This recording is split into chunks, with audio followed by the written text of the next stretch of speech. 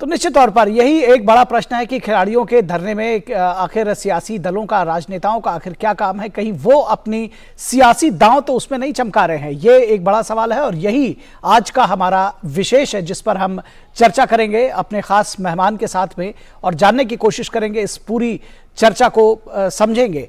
खिलाड़ियों के धरने पर सियासत आज का हमारा विशेष है, खिलाड़ियों के धरने पर सियासत। और इस विषय पर बातचीत करने के लिए हमारे साथ वरिष्ठ पत्रकार शेखर अय्यर जुड़े हुए हैं।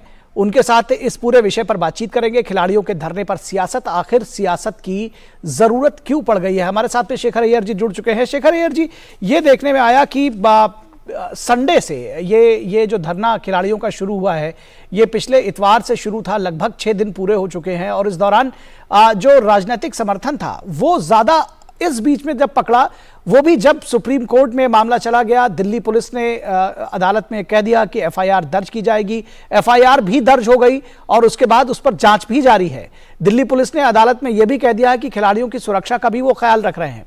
उसके बाद इस पर सियासत, ऐसा लगता है कि जो राजनीतिक दल हैं उनको ये लगने लगा है कि कहीं ऐसा तो नहीं ये मामला हाथ से निकल जाए।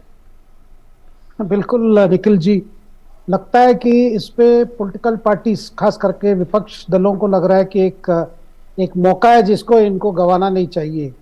और साथ में जब कर्नाटका में चुनाव है, एक प्रकार से वहां भी बड़ी चैलेंज है ऑपोजिशन पार्टीज के लिए भी, बीजेपी के लिए भी।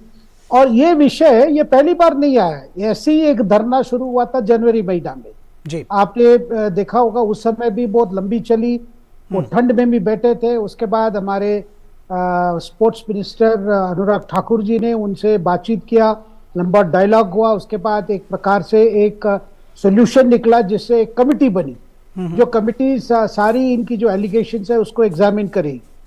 और बाद में कमिटी ने रिपोर्ट दी हुई है, ऐसे कह रहे हैं कि क्योंकि वो रिपोर्ट का खुलासा नहीं हुआ।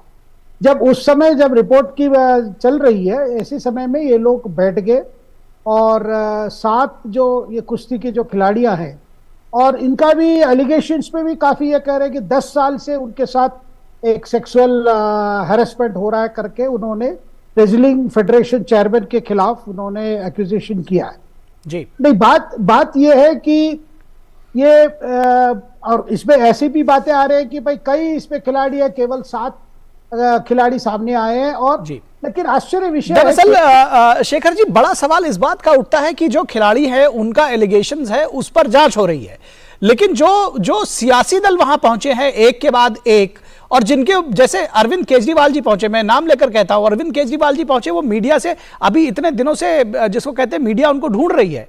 उनके घर का ये कहा जा रहा है कि दरवाजा खोलिए, कम से कम कैमरा अंदर जाने दीजिए, दिखाइए कि आपका ये जो आलीशान महल बना हुआ है इसकी क्या रंगत है, किस तरह से है, उस पर वो बातचीत नहीं कर रहे हैं। आज वो आए और मंच पर वहां पर खड़े होकर खिलाड़ियों का माइक उन्होंने इस्तेमाल किया, लेकिन मीडिया के पास तक नहीं गए, उनके सवालों का जवाब देने का साहस वो नहीं जुटा सके। तो ये किस तरह का दोहरा मापदंड है कि ये सियासत जो हमको सूट करती है वहां पर हम सरकार के खिलाफ खड़े रहेंगे, वहां पर हम जाएंगे, लेकिन जहां पर भ्रष्टाचार के सवालों का सामना करना होगा वहां मीडिया से दूरी बनाकर रखेंगे। बिल्कुल निखिल जी, उस सवाल पर तो वो कुछ अपने महलों के बारे में तो कुछ कहना नहीं चाहते, लेकिन कहीं ना कहीं निखिल जी ये हरियाणा राज्य से जुड़ा हुआ है, हरियाणा के राजनीति से भी ये जुड़ा हुआ है। आपने देखा होगा पहले से जिस तरह सपोर्ट मिल रहे थे हरियाणा के जो पॉलिटिकल लीडर्स है, वो जिस तरह पहले सपोर्ट किया और इस बार भी जो सपोर्ट कर रहे हैं। और ये सबसे आश्चर्य विषय है, अगर wrestling federation all India body है, अगर ऐसी एलिगेशंस है तो केवल अन्य राज्यों से भी आना चाहिए, लेकिन नहीं आया, केवल हरियाणा से आ रहा है।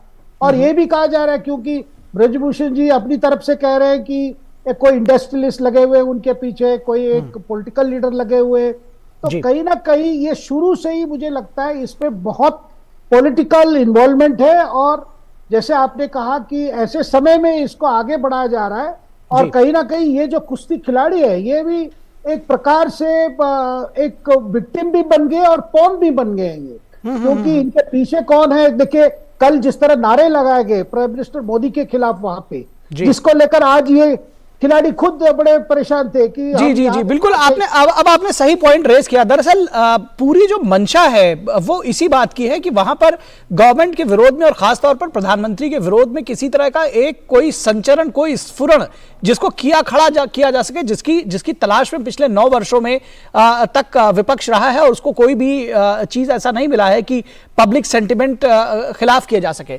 तो लगता है कि कोई भी मौका मिल जाए, कहीं से कुछ भी हाथ लग जाए तो उसको शायद हवा देने की कोशिश की जाए और उसमें शायद सफलता मिले। बिल्कुल, देखिए ये अगर एलिगेशन सीरियस है उसकी जांच होनी चाहिए, हो रही है। और सुप्रीम कोर्ट ने भी दिल्ली पुलिस को कहा एफआईआर रजिस्टर करो, 2 एफआईआर रजिस्टर हुए हैं और उस पर इन्वेस्टिगेशन हो रही है। लेकिन साथ में इस तरह इन लोगों को वहां बैठना और सारे राजनेता का वहां प्रदर्शन होना, ये मतलब मुझे नहीं लगता है इनकी कोई इंटरेस्ट सर्व हो रही है। देखिए अपने आप को पॉलिटिकली ये अपने आप को ये हो रहे हैं, मतलब मुझे लगता है कहीं ना कहीं पॉलिटिकल ब्लैकमेल भी शुरू हो जाएगा इसमें जी। और जिस तरह, क्योंकि ये आगे कौन है पीछे कौन है। अच्छा, दूसरी बात, 10 साल के बाद ये कंप्लेंट आ रहा है जी। और अगर 10 साल के बाद कंप्लेंट है, कोई स्पेसिफिक कंप्लेंट भी आनी चाहिए, क्योंकि खिलाड़ियों ने भी अभी हमारी स्टोरी जो थी वो आपने सुना, खिलाड़ियों ने भी इस बात पर साफ तौर पर कहा है कि उनके इस मंच का राजनीतिक इस्तेमाल ना किया जाए। नहीं, वो कह रहे हैं, लेकिन पहले तो कह रहे थे भाई जो भी हमें समर्थन करे हमें स्वीकार है, ये इन्होंने भी पहले कहा। देखिए जनवरी महीना में वो अलग था, जनवरी महीना में इन्होंने कई राजनेता को मना किया जी। आपने देखा होगा कई जैसे सीपीएम के लीडर आए थे वहां पे, उनको मना किया, बोले भाई हमारे मन से आप एड्रेस मत कीजिए जी, हमें ऐसी पॉलिटिसाइज नहीं करना है। लेकिन इस बार पहले तो बोला कि भाई जो आए हमें समर्थन करे, जब लोग आने लगे। तो ये आपको लगता है कि मंच पर राजनीतिक भगदड़ देख करके जिस तरह से लोग आने लगे हैं, उनको भी लगने लगा है कि कहीं ये उनका जो आंदोलन है पूरा, इसको जो सियासी दल है वो कहीं अपने खेमे में लेने के चक्कर में या सियासी लाभ लेने के चक्कर में डीरेल ना कर दे, उनको समझ में आ रहा है? नहीं, उनको भी समझ आ रहा है, क्योंकि कल जिस तरह की जो स्लोगन्स दिए गए थे, नारे लगाए थे, वो नारे बहुत सीरियस है, जिसको लेकर इनको अभी चिंता हुई है जी। कि ये कि कोई ना कोई इसको हाईजैक करना चाह रहा है। अगर वो हाईजैक करेंगे, जो असली मुद्दा है, जो असली एक्यूजेशंस है, उससे फिर चीजें भटक जाएंगे, नुकसान ज्यादातर इनको ही होगा। जी जी जी, निश्चित तौर पर। तो तमाम सारे ऐसे राजनेता वहां पर हैं जिनके ऊपर इस तरह के आरोप पहले भी लगते रहे हैं। अरविंद केजरीवाल के ऊपर इस तरह का आरोप है और उनके लिए कह रहे हैं खुद मियां फजीहत दीगरे नसीहत, वो वहां पहुंच गए हैं, खुद तमाम बड़ी बड़ी बातें कर रहे हैं, लेकिन जो उनसे सवाल पूछे जा रहे हैं उसका जवाब नहीं दे रहे हैं। शेखर अय्यर जी, बहुत शुक्रिया इस तमाम बातचीत और जानकारी के लिए। और रुकेंगे एक छोटे से ब्रेक के लिए, कहीं मत जाइएगा, जल्द हाजिर होंगे।